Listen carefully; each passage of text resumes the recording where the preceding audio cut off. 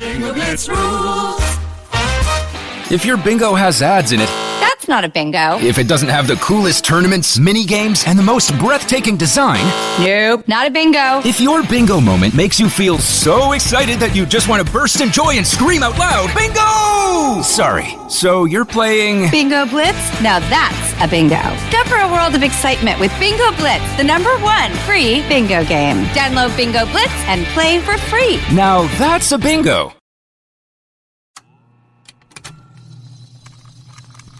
Contained herein are the heresies of Radolf Buntwine, erstwhile monk turned traveling medical investigator. Join me as I study the secrets of the divine plagues and uncover the blasphemous truth that ours is not a loving God, and we are not its favored children.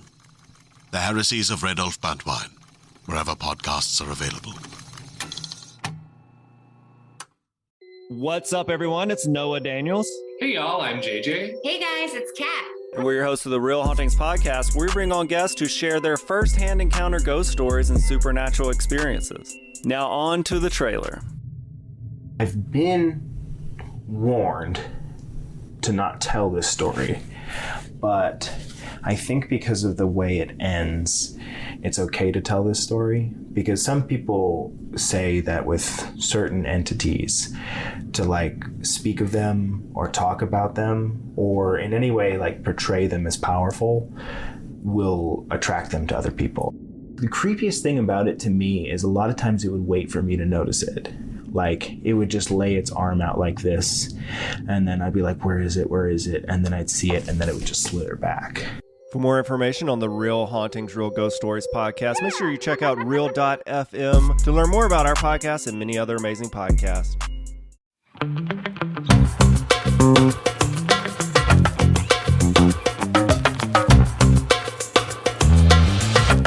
Hello, everyone. Welcome to another episode of Don't Blame Me. Hi. Hello, Megan. Hello, Melissa. How are you doing this fine day? I'm well. How are you? Well, Are you actually well-ish. well? I have to be like, are you bad? First of all, are you lying to me or are we lying to the audience? I'm well-ish. Okay. I'm better. You know, I'm on the This is mend. the sequel to Grownish, well-ish. The sequel. I don't know. I guess it's actually a prequel. It's mixed-ish, so. Yeah, so then yeah. Yeah. You've decided what iteration you want to be. Yeah, so the 30-year-old version is well-ish. That actually is pretty funny. Wait, that's actually probably what it is to describe your 30s. Yeah. Well-ish. Yeah. Hey, that fits in with their catalog. Raven is part of the universe. So they should have her do one that's called well-ish, because she would be the only one that fits in the age range. I love that. Cast it. Fucking book it. Sign it, seal it, deliver it. I'll send Kenya Barris a text message. There's a plane flying by. That's a helicopter. Ugh. Do you remember when, this was like years ago, and I was posting it on my close friend's story. I think it was before you moved. It was definitely before you moved. And it was like one Christmas, like one winter season, there was a helicopter, like we were watching a Christmas movie in bed. And I just kept hearing the sounds. And I was like, oh my God. And I was like, they're definitely circling. And I was like, they're just so like loud. Like, what the fuck? I was like, is someone like blowing? Is it a leaf blower? Like, what is going on? I opened my balcony window. It's flooded with light. Like, they literally, it was the place next door. It was the day that somebody got stabbed. You're going to have to be more specific. Yeah, I just remember one time I was on Nextdoor, or not Nextdoor, Citizen, and somebody got stabbed like doors away from you. And I sent you a message. That and happened was like, a good amount. It did. It's LA. And like also half the time I don't even believe. Not that I'm not believing people who got stabbed, but like I don't always believe when gunshots. That's not actually. No, it's a lot of it's trying to incite fireworks fear or danger. Yeah. And it's like, okay, we're but fine. the stabbing one was real because somebody was live on the scene and was recording. When that happens, I'm like, you guys get out of the street. Like, go home. Go home.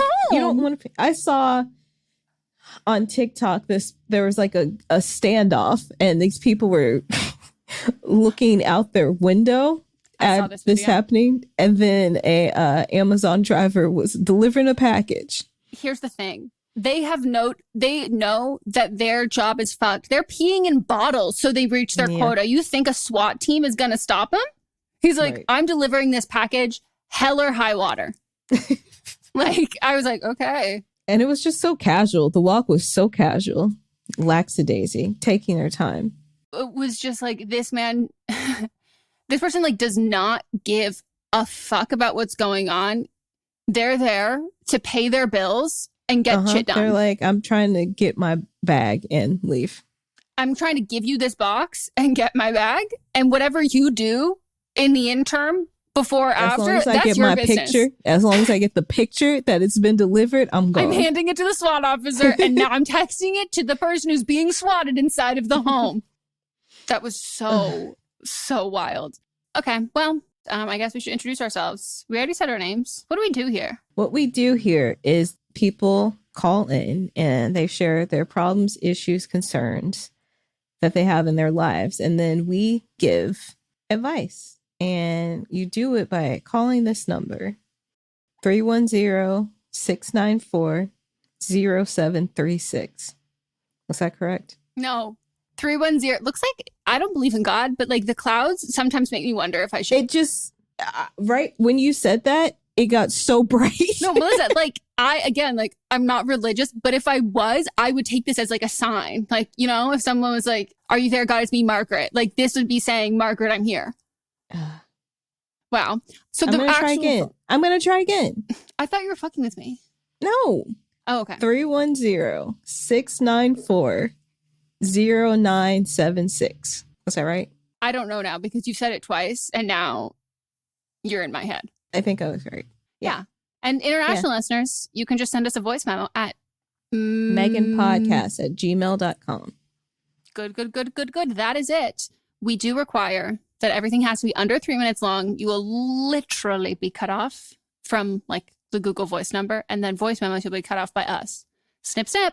So write it down, practice, time it out to make sure that you're within those 3 minutes. And 3 minutes is a long time. So give us as much information that's like relevant as possible. We can give the best advice that way.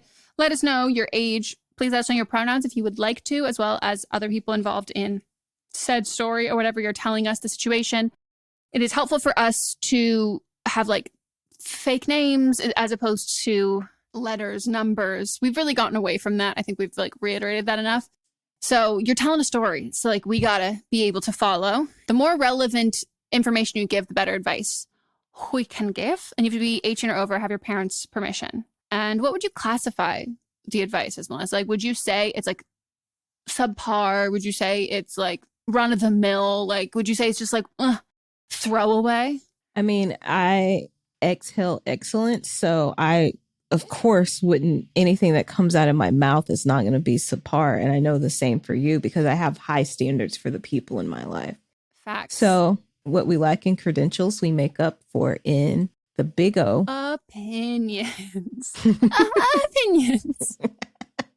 I'm viscerally reacting to this. Like, I don't know if anyone's new here. Okay, Melissa, this is not an invitation. You're acting because like me today, to be honest. I'm telling you right now that I am having bad sensory overload the last couple days, mostly because I think our entire neighborhood decided that like no one was going to have their landscapers come on the same day. So like there's just been leaf blowers for like 5 days straight. It's raining, so they kind of just got to come when. Oh, that's why. I was like, why the fuck? I was like, if this is okay, that is actually a massive relief because I was like, if this is going to become the new thing, like I'm not okay. Like this was what I was going to say though, but this is not an invitation for you, Melissa, to do these noises. If you're new here, Melissa sometimes will do these horrific, god awful, all the fucking time, mouth noises and like just like sexual noises. And I've been making fun of her by then doing them, but I hate when she does, and I also hate when I do them. So like, I'm not doing it anymore. It makes me uncomfortable when I do it. It's like, you know how you apparently can't tickle yourself? I can tickle myself. What? In certain areas of my body. Really? Yeah. I don't want to know where, but that's interesting. Nowhere weird like that, but it's not like a consistent spot. There's like something I'm if not I like judging. I'm just saying but those it's some usually things are just inside thoughts. No, but it's usually something weird like on my hand or something. No.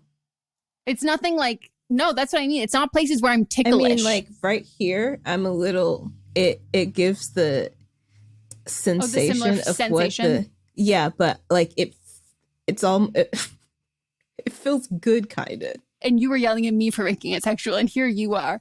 Patreon, you can see she was using a tool to stimulate her wrist.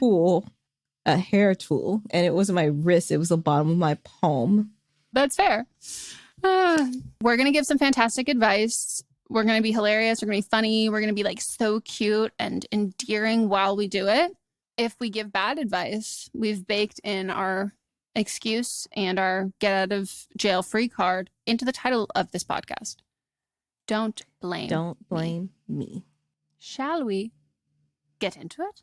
We shall. Hi, Megan. Hi, Melissa. Oh my God, voice cracked. I am calling because I'm trying to figure out how to navigate to tell my cohort mate and my friend that she needs to do her own work. So for backstory, right now my class is working on cultural humility projects where we're each assigned a different culture and we have to do research about that culture, interviews on healthcare and different things like that.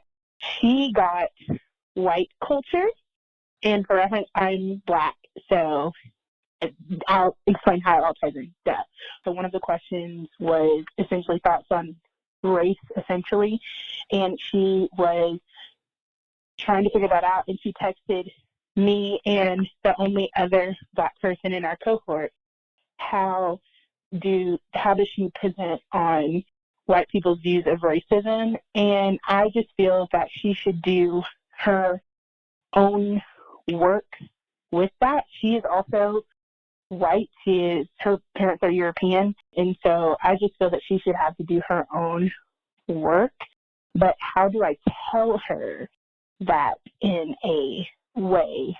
I don't know. But yes, I just need help with navigating, because it is like a lot of emotional labor for Black people to explain race and different things to white people specifically. So any help would be greatly appreciated. Love the podcast. Love you ladies. Sorry if it was rambly. I tried to write it down, but thanks.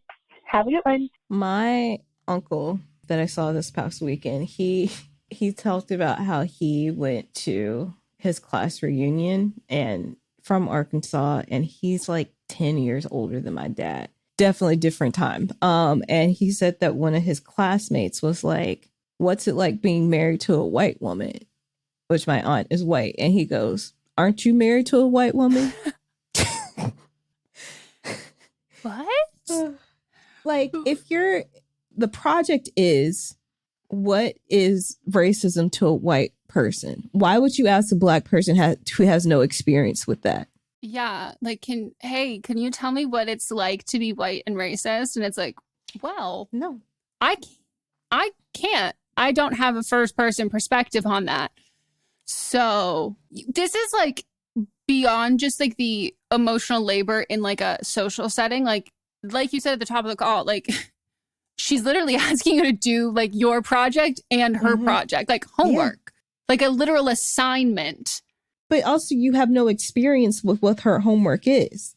She feels like that she has to lean on you for answers that are going to be okay because she knows the truth. We know where we know who this is. We know where you're located. If everyone wants to know, there's a reason why you didn't say the age. Like it was like, oh, they're gonna know. And we know where you live, and they have an answer. Way. Yeah, not like we know the area that you live in. And the thing is that this person has the answer, but they don't want to give the truthful answer, and that's a problem. Yeah, I'm also curious about, like, you mentioned that their parents are European. Like, are they are they European, like, immigrants? Like, her parents immigrated here? Like, because white people, like, we're guilty of othering ourselves from other white people, like, all the time. And even, like, white Americans were guilty of, and that's something I have to be conscious of, like, there's no, oh, well, I'm liberal, so I'm one of, like, I'm a good one. Like, I have to be conscious of that. But, like, if her parents are immigrants and, like, they're from Europe and they recently immigrated over, like, that othering yourself from other white people applies when you're European as well. Like, white Europeans look on other white Americans and be like, oh, we could never have your problems. Like, you have just as much racism being spewed from your mouths as we do here. Like there is no kind of greater than, like it is all the fucking same. Also, like, ask somebody else in the class that's white. If that's the thing where you're like, I'm European and I don't understand, like I'm an immigrant, then ask a white person. Well, I just think that like if your parents are immigrants, like you have the opportunity then to not only address it in where you are studying and what you are doing, and then comparing it to a broader European scale. Like you would then have your own experience as an American deal like with, and then you would have interview your parents about like white people from Europe experiencing the same biases, like all of that same stuff. Like it's just like you've got an ample white amount is of white. Like they're not saying like, yeah, they're not saying a white American experience. They're just saying white as a whole. Yeah. And like you're white and you're American, and then you have your parents who are seemingly white and they are white, but seemingly European, depending on what. So like you have a plethora of white experience. You have domestic and international white experience. The cup runneth over white experience. Also, if you're European, you are the birthplace of racism. So try again. So what I would say to this person is, I'm not doing your work for you, and then leave it at that. Yeah. I mean, I'm a white person, so I don't think that I can give an ample and specific thing. But like, I personally think that if I did this, it would be a warranted response to be like, oh, I'm actually not white. You might want to ask like a white person based on that. Like, I don't have that experience. Like, I don't think you need to tiptoe around like anything. Like, this was stupid. No matter your response, what she did was stupid. She's going to feel stupid. Like, you have no responsibility that you know this. You have no responsibility to prevent the inevitable feeling and consequence of her stupid action. Yeah, I mean, if you want to be nice about it, say, hi, whatever this person's name is, I don't have experience with this. So if you have questions, maybe ask yourself, because this is your personal experience, or ask someone else in the class. And if anyone's watching the Patreon, I did laugh during the call in case there's a lag or anything. I laughed at the phrase white culture. Just want to make sure that like it wasn't misplaced in any other location. I have a lot of thoughts. I think that white culture exists. Well, I was going to say it exists in the raisins in the potato salad. It exists in punching walls when they're angry. Monster energy drinks.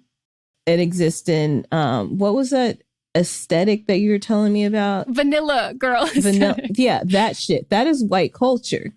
Well, I was going to say, like, the fact that I obviously don't know what the exact brief of this was, but when you were saying that we have to do like all these things on culture, and like she got assigned white culture, and one of the things like, how does race? And I was like, oh, racism, white culture, without a doubt. Like, yeah, nailed it. Like, racism is white culture. That's why I laughed, because you said white culture, and then it was like, oh no, your teacher was not placating like white people into being like, here you go, like have a Monster energy drink and like look at the shit stains in like their tidy whities. It was like, oh, like racism. Like, yes, without like that is woven into white culture. That is what is made in those white tank tops with the misogynistic domestic violence promoting names. Like, that is what it's woven in. So yeah, this is wild. We could literally call them up and they'd be like, hey girl, what's up, guys? Yeah. Like, hey bitch, got a question for ya.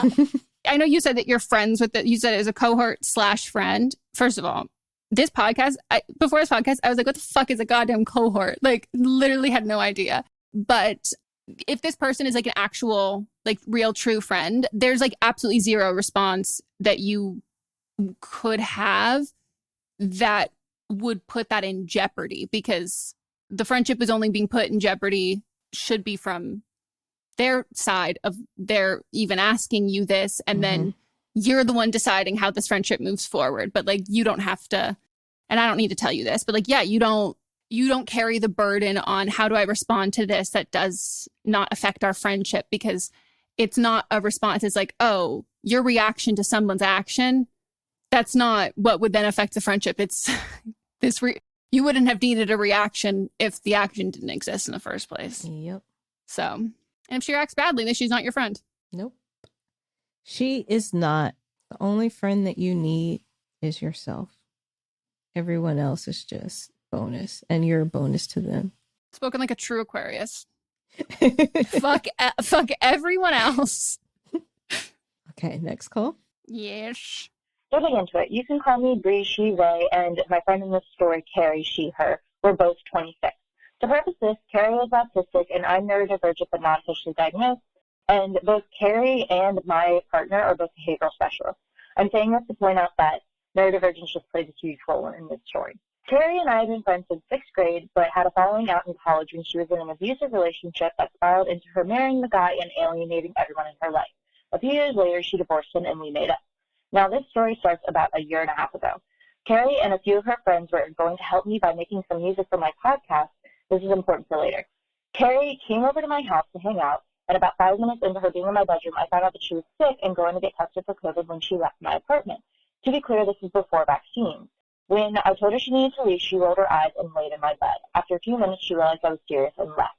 The next morning, I sent her a text saying that what she did was disrespectful towards me and my roommate, put our health at risk, and she should have told me so that I could make the decision myself. She ended up calling me and yelling me out and cursing for about an hour and saying that she knew it was wrong and how dare I bring it up. She also mentioned some stuff about my dog that was not true and just overall turning me into the bad guy. I ended the fight just saying that we would be fine, but I needed some space. She pretty much blamed the whole thing on her autism. A few days later, Carrie messaged me asking if we were still going to meet to talk about the music. She, in the same text, let me know that a family member of hers died and her birthday party was coming up. With some guidance from my partner, I just let her know that I would be finding someone else for the music and I still needed some space. This sent her into a spiral. That night, she called me over 30 times within 2 hours, came to my apartment and sat outside waiting for me for those 2 hours, and ended the night scream crying in my hallway of my building. I did not answer the door and only texted her, letting her know that she was making me uncomfortable and needed to leave, which she didn't. Finally, she did around 9 o'clock at night. So, after this, I kind of ghosted her. I didn't mean to, but every time I went to message her, I would just get really anxious. Fast forward 6 months, Carrie stopped me in my alleyway to inform me that she was now dating someone, and they were renting a garage in the alley for his family member to use as an art studio. After this, I saw her all the time on my block, but avoided running into her. It was about a year of this, and it was very stressful. To understand how close they are, you can see the garage from my bedroom window. 2 months ago, her and her boyfriend got into a huge fight in the alleyway around midnight on a Saturday. The night lasted for over an hour, then yelling at each other, mostly her yelling, her setting off her car alarm multiple times, and so much more. We checked to make sure it wasn't violent, but didn't get involved otherwise. After that, I thought they broke up, and it has been about 2 months. But about a week ago, I saw her again, and her car is always on the block. And I'm assuming they're back together. I just need some advice on how to handle this. It's really stressing me out. Anything you guys who could let me know is good. Should I talk to her? Should I try to, clear the air? But that just makes me anxious. I don't know. Please help. Yeah, that is a lot. I know that y'all have been friends for a long time, but this is, in this short amount of time, is a lot of things to happen. And I think that you're doing what you should be doing is avoiding her at all costs. Yes. I wholeheartedly agree with that. As someone who's a neurodivergent, that can be the cause of some behavior that I maybe get overstimulated and I snap, or my tone isn't great with something and I don't realize. As a podcast network, our first priority has always been audio and the stories we're able to share with you. But at Realm, we also sell some pretty cool merch, and organizing that was made both possible and easy with Shopify. When you think about successful businesses like Aloe or Allbirds or Skims, an often overlooked secret is the business behind the business that makes selling and, for shoppers, buying simple. For millions of businesses, that business is Shopify. That's because nobody does selling better than Shopify. It's the home of the #1 checkout on the planet. And the not-so-secret secret that's definitely worth talking about is that Shop Pay boosts conversions up to 50%. That's more happy customers and way more sales going. If you're hoping to grow your business, your commerce platform better be ready to sell wherever your customers are scrolling or strolling, on the web, in your store, in their feed, and everywhere in between. Businesses that sell more sell on Shopify. Upgrade your business and get the same checkout we use with Shopify. Sign up for your $1 per month trial period at shopify.com/realm, all lowercase. Go to shopify.com/realm to upgrade your selling today. Shopify.com/realm.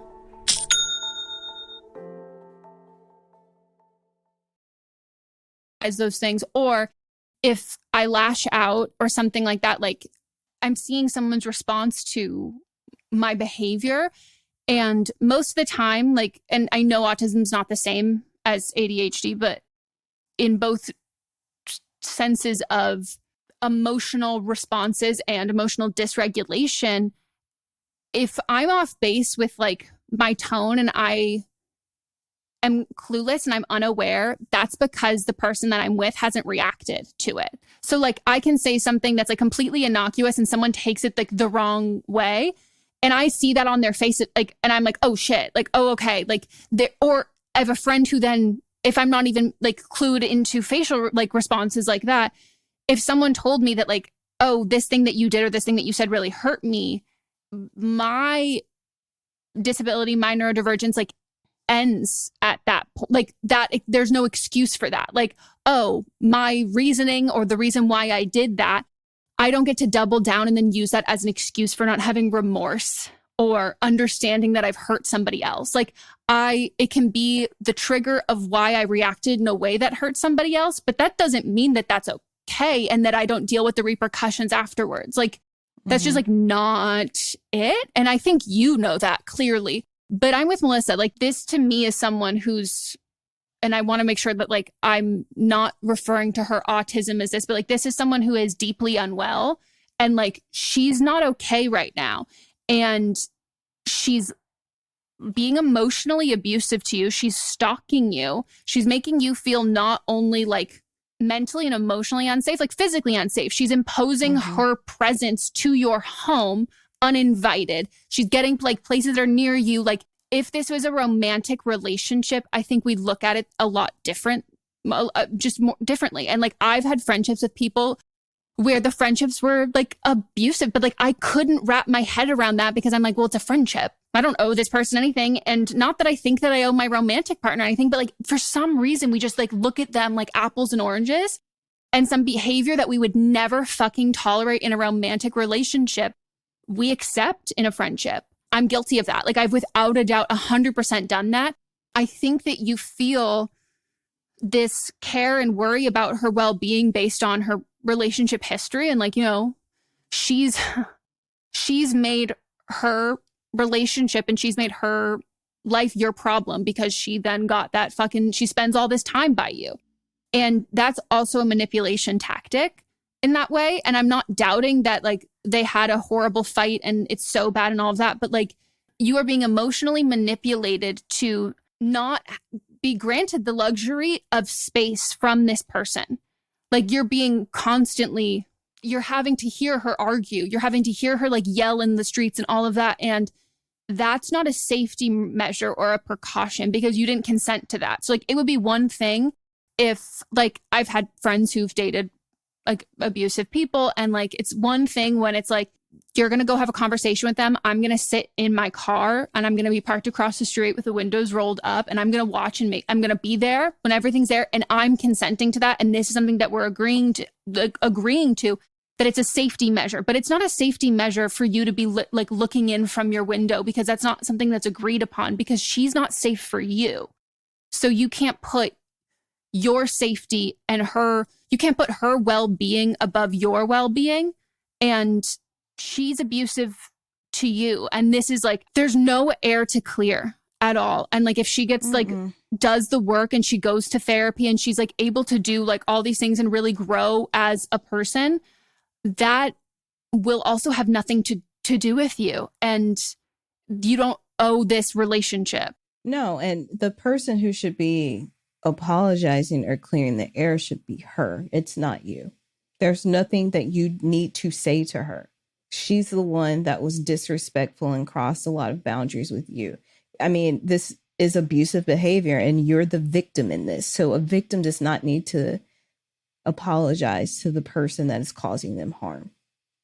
And it's also not helpful to weigh victimhood in this sense where like if she's in another abusive relationship, that means that that abuse outweighs the abuse that she's done to you. So therefore it's your response. It's not. Like, it's just, it's not ever going to be your responsibility to help a friend who's abused you when she hasn't apologized. She hasn't done any of this work to that. So like, it's putting you back into that abusive orbit in that cycle with her. And it's unfortunate that she's having these the new relationship is not good. And I can't imagine the stress, because I don't think that, even though you said that like you didn't hear from her for like 2 months, that's not enough time for you to process this and like work through these your own emotions with this.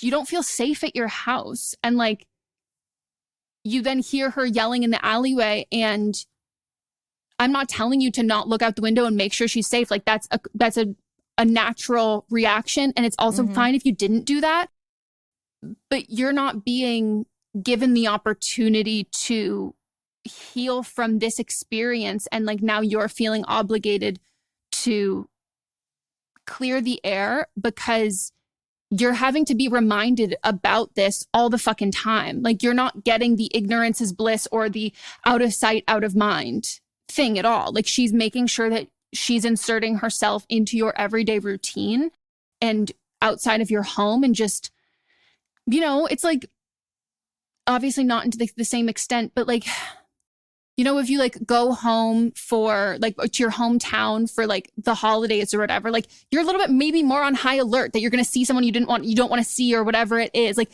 there's just something that like you're not totally relaxing. Like, your body just isn't relaxed. You're just aware.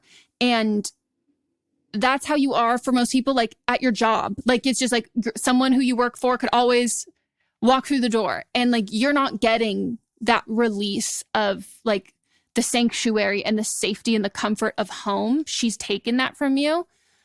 She's taken a lot of these things out of your control. And to me, it seems like the only thing you can control is then deciding to move on from this. So then hopefully that would help. And I don't think that that's what it's come to. And I don't think that's ever the solution. I think that the only way that we can decide to like forgive and move on is if there's a remorse, there's an apology to forgive, and there's the luxury of space and time to decide on your own without any external pressures or without her fucking presence in your fucking alleyway, that there's no consequence if you don't decide to move on, that this isn't something that you're faced with in that way. Do you know what I mean? Like, where it's like, this isn't I don't want to say unbiased, but like, yeah, you're not able to make an unbiased decision that this is something that you want to do because it's a pressure cooker. So I don't know what your lease is like, but I would not say that it is dramatic or hyper vigilant or over the top to move. And that doesn't mean that like she's won and she like won the apartment. If you like love the area that you live in, your peace of mind is so much better and is worth so much more than that. And staying in a emotionally abusive situation or even in that vicinity, there is no winning at all. And like that, I think about that with when I went to college, like the amount of people who told me like, oh, don't drop out. Like, you're letting them win. You're letting them win. And like, I mean, I didn't last long, but I tried to stick it out. And like, one of the first things I told one of my friends afterwards, I was like, I wish no one said that. Cause like, I wasn't winning when I was trying to stay there. Like, I was getting worse and worse every day. And the decision to leave a situation, even if it was previously good, that's not losing. Like, those active choices to be like, okay, I need to make some changes here to adjust my life, even though and it's not because of, and it can't be because of the treatment of other people, because I value myself more. Like, that's never going to be the losing thing at all. You have to pick you if someone else isn't going to. Like, you have to pick your well-being. But I'm so sorry. Like, this is like supremely, supremely fucked up. Yeah, I've been through not to this level, but I've been through a situation where I lived close to someone that was not a good person and I had to avoid them. So I understand. Yeah. But yeah, I wouldn't confront her because I think it'll just make it worse. Yep. All right. We're going to take a break now.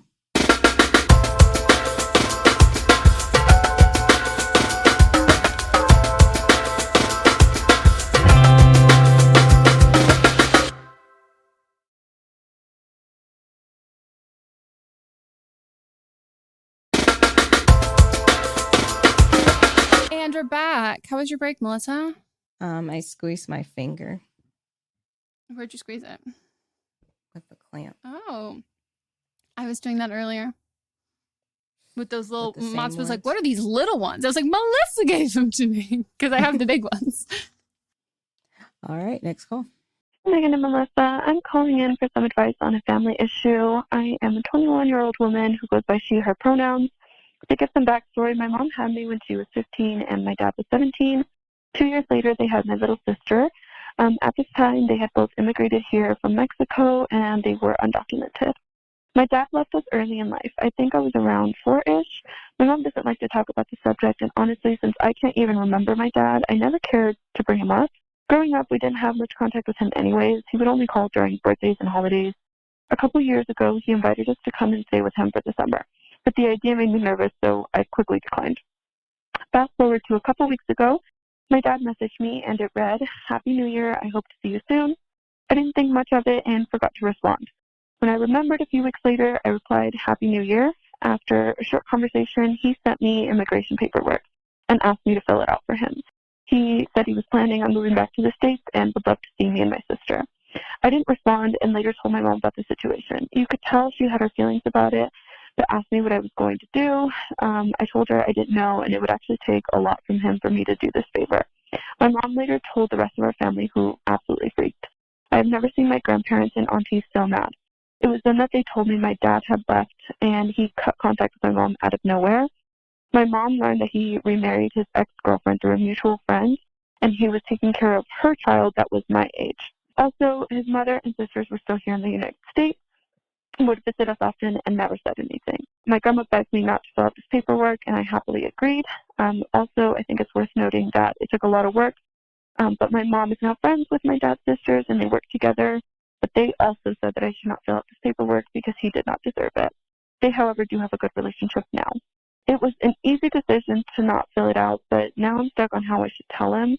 I want him to understand he caused a lot of damage to my family, but I don't know if it's worth the conversation or if it's even my fight. I would love your insight on how to go about this. Hi, I'm Jennifer, a founder of the Go Kid Go network. At Go Kid Go, putting kids first is at the heart of every show that we produce. That's why we're so excited to introduce a brand new show to our network called The Search for the Silver Lining, a fantasy adventure series about a spirited young girl named Isla who time travels to the mythical land of Camelot. Look for The Search for the Silver Lining on Spotify, Apple, or wherever you get your podcasts. Or if I should even respond. Thank you. I love you both so much, and I appreciate your advice. Whew. I'm glad that you have those family members that were there and know exactly what happened. And they're probably still shielding you from a lot of the stuff that actually went down. But yeah, when his own sisters are saying no, that means a lot. Mm-hmm. So yeah, and that's you also did the vouching right- for his current character because they're still in contact with Mhm. him. Like, and they're like, no. yeah. So you mentioned that you weren't sure, like, you know, if you wanting to tell, like, your desire to like tell him that like he really did a number on this family and like he caused a lot of hurt, but not sure if it's your fight or your place. And it is like, that's your dad. And just because he was not present in your life and he like abandoned and fully ghosted your mom and he didn't raise you, his damage, like that affected you. And like, even if it's not like you're saying like you don't have a lot of memories of that, but an absence of a parent is an effect of a parent. Like that's, it just, it is. And that doesn't mean that you would have been better off if you had a dad in the picture or anything like that. But just because you don't know him, that it is your fight. That's what I mean. Like he didn't have to, like, him not being around was damage that he caused to you. And it might not feel as acute as the people who felt personally betrayed by him because they felt they had built this relationship on like trust and all of those things. But that's baked in when you have a kid. So abandoning your child and having no real pre-existing relationship, that assumption and expectation of that relationship is still there. Yeah. So I think that it is your fight if that is what you want to do. I would say, and maybe I'm reading too much into it, but like, from your tone, I'm not sure if this is like, if you are, how strongly you feel in the way that you want to, like, cause I think like, if you want to fucking go for it. But if there's like a part of you that is like, like I could go either way. It's not going to be like, it doesn't really matter that much to me. Like, it's just, it would be cathartic and it would be nice, but it's not something that I personally need to do for my own life. I think if you're doing it for your mom, like you can do it for you. Like, and if you are feeling like you want to do it on behalf of someone else, I think if you're going to mention that, I think it's important to let that person know because they then become corroborated in that sense. But at the same time, you're seemingly half your mom and half your dad. So what he did to her affects you too. And it can affect you isolated from how it affected her. So I don't think that you would be in the wrong at all if you said it. I just also would ask yourself, doesn't seem like you have a specific answer or response or reaction you want to get out of him.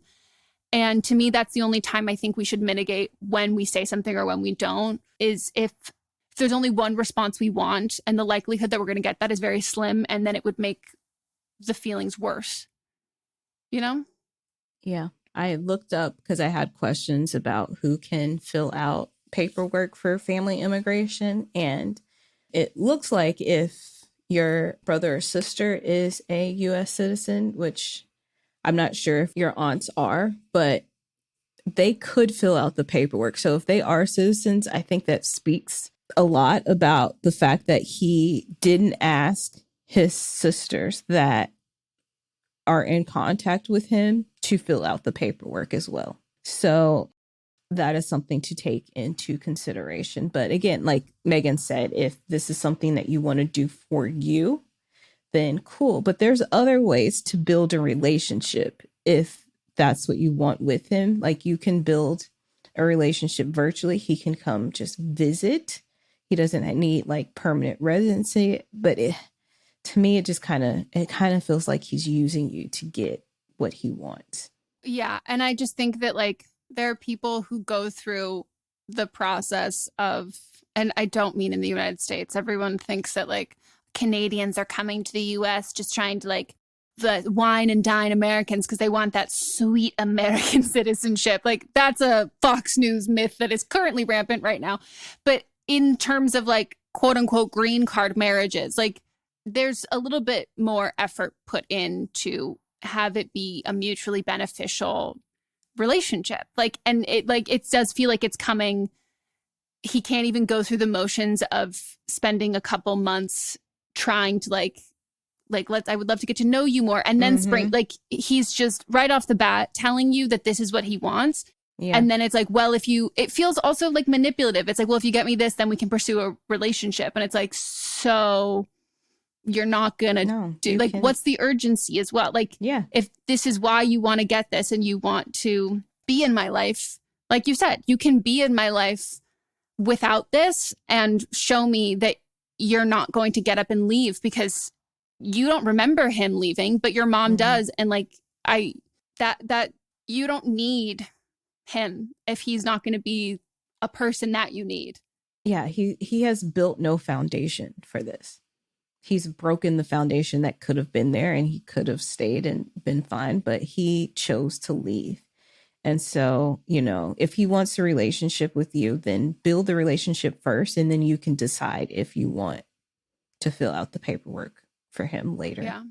But I think Melissa's right. I think you should ask your aunts if he did reach out to them because, and if they are, I mean, I would assume you probably know if they are citizens because, yeah, like you said, like it does feel like, oh, you might be reaching out to the person who doesn't remember the trauma that you caused. So that might be, you think that your best bet is someone who doesn't doesn't know you because you abandoned them versus the people who do know you. Right.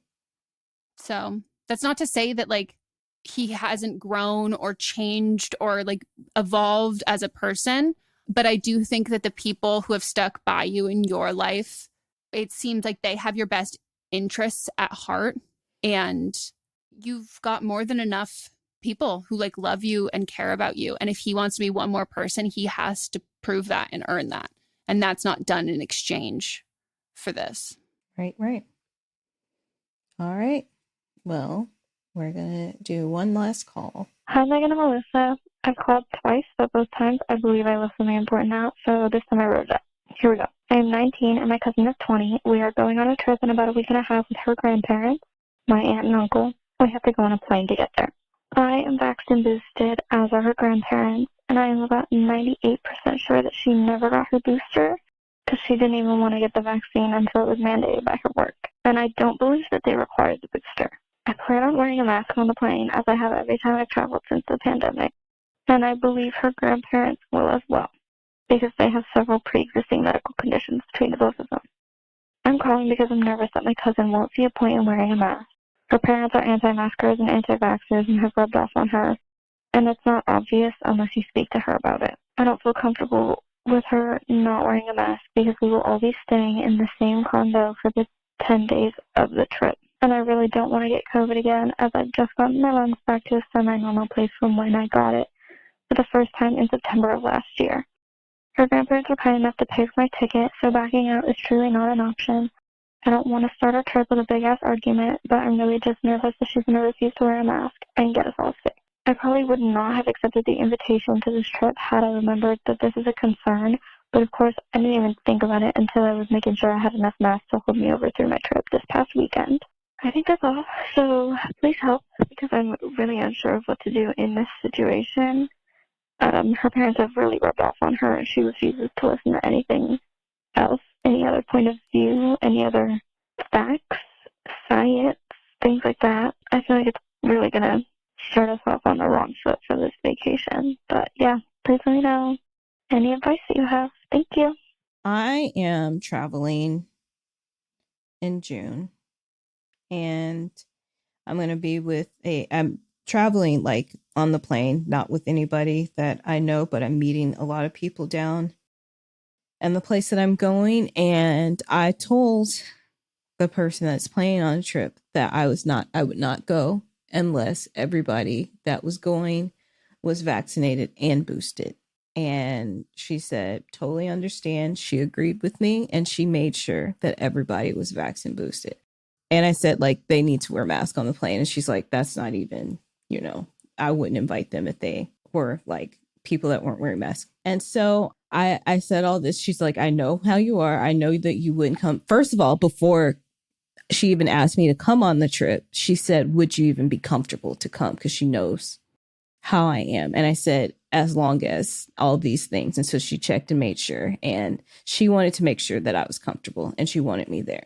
Ash, I just think you should ask your cousin outright, are you boosted? And will you be wearing a mask on the plane? I don't think there's a way to ask this gently. You just ask them, because if not, explain to them that she is putting your grandparents at risk, because that's not just your grandparents, but you too and other people, and you're all staying in the same place. And if she can't comply with that, then let your grandparents know too, because like, do they have any influence on her, and can they reach out and say the same things that you're saying? Because like, it's just cruel if you're gonna put your grandparents at risk. It's just cruel. Yeah. My vote is to play the grandparents card. I would talk to them first. I would be like, hey, this just occurred to me, and like, I'm supremely uncomfortable with this. I don't feel safe personally.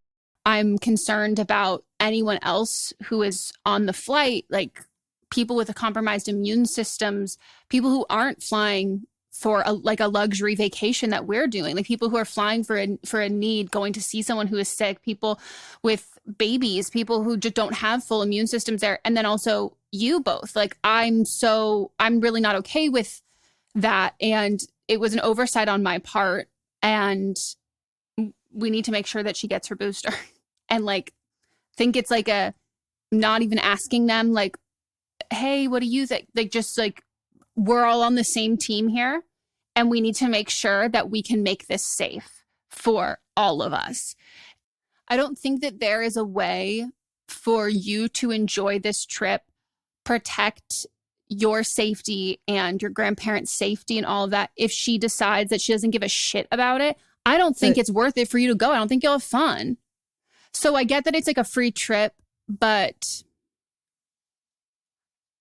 I think if you're not comfortable and you're not going to have a good time, wasted money, someone else is like wasted, like that's water under the bridge. Like it's not important when it comes to all of this. And like, if your grandparents don't want to rock the boat and they're fine with like the risk, that also doesn't need to mean that that makes you fine with the risk. Like someone with a compromised immune system or someone who's older, that's not an innate sense of extra caution and protection. And so you don't have to take their lead. It doesn't need to make you feel more comfortable or more secure. And if you don't want to feel culpable or like you took part in potentially affecting anyone else's health, but also even just putting your own at risk, you don't owe anyone that just because it didn't cross your mind at the moment. Like I don't think it was a personal fault.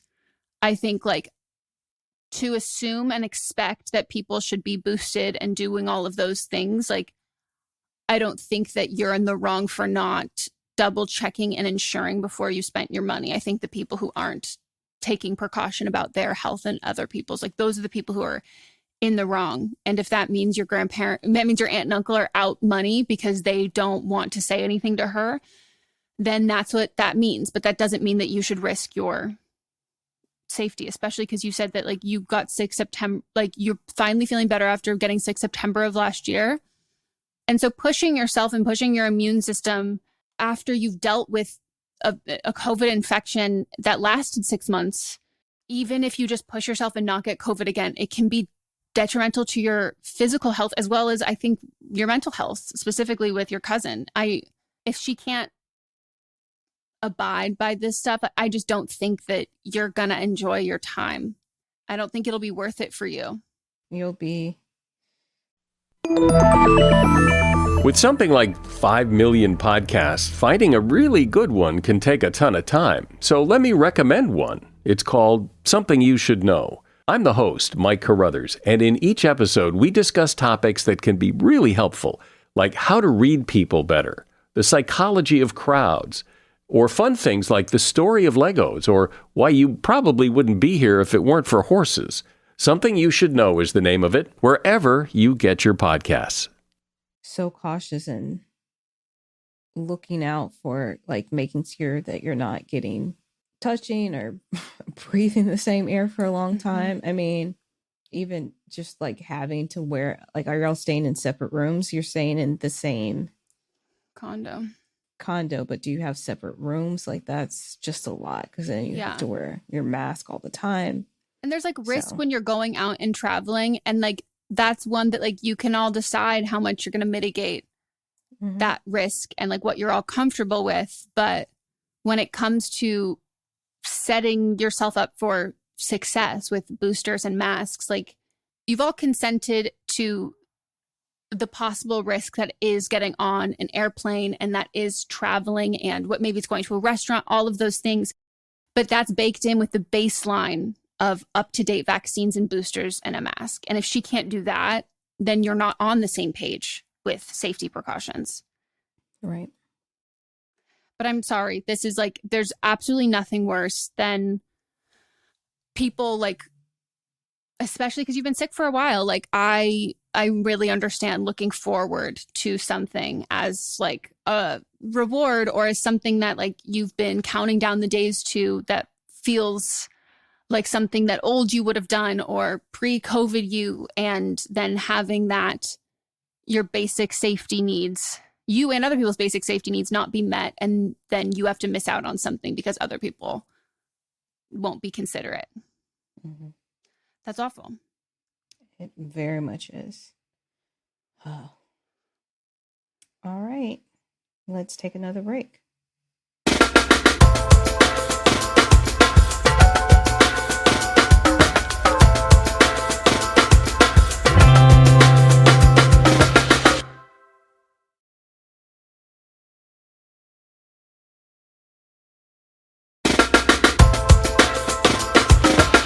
All right.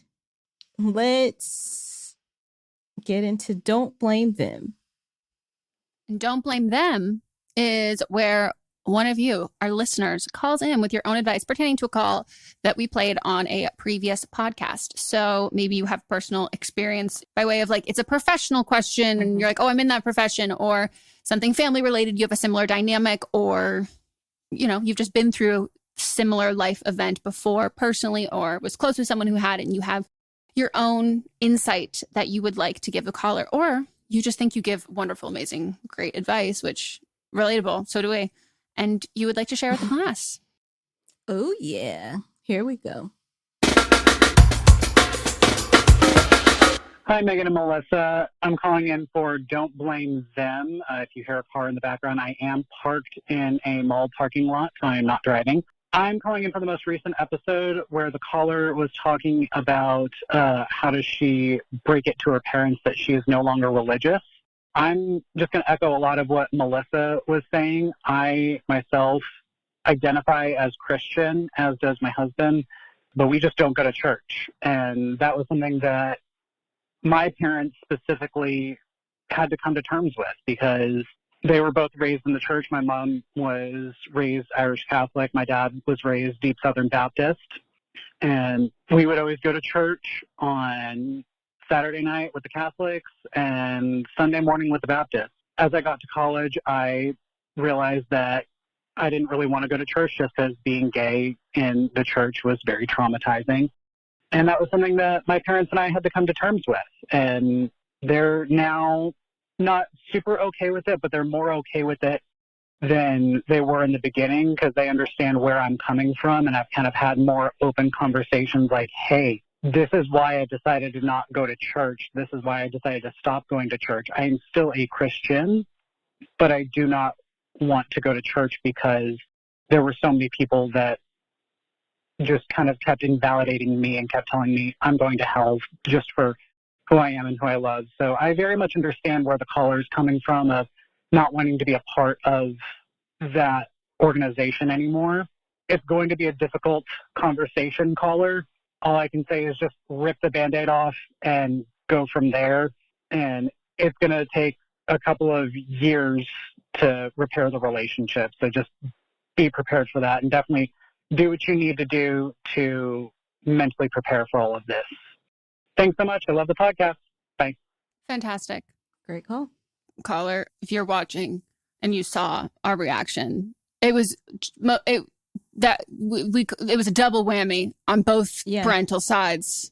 The specific religious denominations of each parent is, as someone who, I didn't grow up with any religion, but I grew up with a parent who was a traumatized former Irish Catholic, and it's a lot. It's a lot. Yeah, I commend Mott's and I, I don't even know how we came across talking about it this weekend, but we were just talking about people leaving religions and leaving the religions that they grew up in, and maybe that means forming their own relationship with whatever higher power they believe in or whatever. And I was saying that I was that is something that I have done a lot of things in my life that I think require a lot of strength. But that is something that I will never, ever know the strength that it takes to do that. And when it comes to the hurdles that you jump over for your own, invalidating your own mental health struggles, having doctors and all of those things, I've gone through that shit, but never once in my life have I ever had to then deal with the little voice in my head that's saying well, maybe am I doing this because I don't believe in God? Am I being punished for I'm never going to experience that. And knowing how many people there are who have experienced religious trauma and who have taken the steps to remove themselves from those specific groups and organizations like is fucking like incredible. Like it's just like it's amazing. Like removing yourself from something that like is the only thing that you've like known, and it's this like abstract idea that's so much fucking harder to choose yourself when it's an abstract. Like you're not fighting a person standing in front of you. You know what I mean? Like I just think it's great. And I'm glad that someone else was able to call in, because obviously they can take your specific advice, but it's not something that I've had experience with. So thank you for the Don't Blame Them caller for also contributing to this. Yeah. Oh, the church that I grew up in always said like relationship over religion itself, which is something that I've always held on to. But, you know, I just realized that a lot of things that happen in churches are just a lot of things that I don't agree with and also aren't in the Bible. And so like people create their own things. But I saw that you liked something that I reposted with this pastor that was talking about just like things like transphobia and stuff. And I was like, that's actually the kind of church that I would want to go to, but they're in Atlanta. But that's if there was one here, I haven't found any, but if there's one here like that, then yeah, I probably would be at that church. Yeah, I think a lot of people like it's so valid to like still carry a belief system, because half the shit that like, again, I didn't grow up religious, but like half the shit that I know of people who did, it's like all the shit that they taught us and told us to believe would contradict all of this bigotry and hatred that they would also tell us that wasn't coming from the Bible or any religion. Right. Like, so like it's this dichotomy of that like a lot of, I think, yeah, there's a lot of people who aren't then able to like, you have to go out of your way to find a church or a specific religious, I don't know what the term. A church or a church, community. Okay. Yeah. That like if it wasn't somebody that was Christian, but from a different. Yeah. That like aligns with your beliefs as an adult, but that's also putting like a lot on people to vet that and to know that they're not getting into all of that's like to go through the same shit again. I have some friends, it's Ty and Samantha, that are every Sunday they're going to a different church and trying to find something that like they fit in, and it's been difficult, but Samantha's posting like the stories from the different churches and like it's reviews hilarious. at the end. Yeah, it exactly is. It's reviews. Well, I think it would surprise a lot of people unless you know a good chunk about LA. LA is like the home of a lot of mega churches and a lot of like, you'd think in a place that is like super progressive, you'd have a lot of super progressive churches, but it's not necessarily that. It can be kind of like the mask of that, and like they're saying that, but they're not. And if you look deeper into what they say are their core values and their belief system, it's not. It's kind of like anti-LA culture. And so it's like LA culture's inclusive. A lot of them are also just a lot of motivational speakers that are using church as a front to get money. Propel their careers. Yeah. Yeah. But to get money is the main thing. It's like fame. Having a church is a tax write-off. That's why Kris Jenner has a church. Yeah. There's like the fame element. Like your waiters in LA will be aspiring actors, but then a lot of people, like you can become famous for being a pastor in LA, and then you can be a personal, like religious, like the person that celebrities lean on. Yeah. Like, so Hillsong and that shit thrives here. And then like, if any, a lot of people have heard of Hillsong, but like just know that there's like 5 other ones that are like slightly smaller than Hillsong that are like competing with Hillsong in LA. Yep. Yeah. Anyways. That's it for our episode. Wow. We hope you all enjoyed. If you did, you can leave us a review wherever you listen to podcasts, Apple Podcasts, Spotify. We love it so much. You can also follow our personal Instagrams, individual ones. Tell us how gorgeous we are, how funny we are, how amazing we are. And then we also have a podcast Instagram account, which you can follow, and I will get better at posting on there. And just to, go back to personal accounts, I'll be starting to post some content soon. So please follow me. Fantastic. I love that for you. Yep. Anything else? That's it. Okay. Join our Patreon and listen to the rest of the episodes this week. And yeah. See you later. Bye.